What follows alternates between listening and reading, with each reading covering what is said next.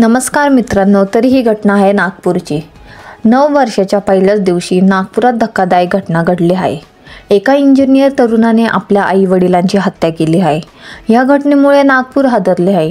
तरुणाने आई-वडिलांची हत्या करण्यामागे धक्कादायक कारण समोर आले आहे। पोलिसांनी या तरुणाला अटक केली आहे। नागपुरातील कपिल नगर पोलीस स्टेशन अंतर्गत खसारा परिसरामध्ये ही घटना घडली आहे। मुलानेच आई-वडिलांची हत्या केल्याची धक्कादायक घटना उघडकीस आली आहे। लीलाधर डाकोळे आणि अरुणा डाकोळे असे मरण पावलेल्या आई-वडिलांचे नावे आहेत। उत्कर्ष डाकोळे असे हत्या करणाऱ्या आरोपी मुलाचे नाव आहे। उत्कर्ष वडील लीलाधर डाकोळे कोरोडी थर्मल प्लांटमध्ये टेक्निशियन होते, तर उत्कर्षी आई अरुणा डाकोळे प्रायमरी शाळेत शिक्षिका होत्या। आरोपी उत्कर्ष 6 वर्षापासून इंजिनियर शिकत होता, मात्र त्याचे काही पेपर बॅक होते।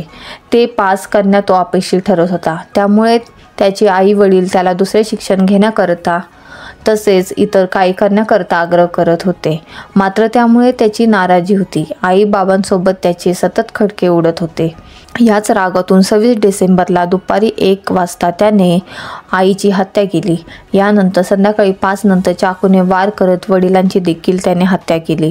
वडिलांची हत्या केल्यानंतर त्याने बहिणीला आई वडील मेडिटेशन करतात बंगळुरूला मेडिटेशनला गेले असल्याचे सांगितले। बुधवारी त्याच्या घरातून दुर्गंधी आल्यानंतर शेजाऱ्यांनी पोलिसांना कळवल्यावर ही घटना उघडकीस आली। पोलिसांनी घटनास्थळी धाव घेतली।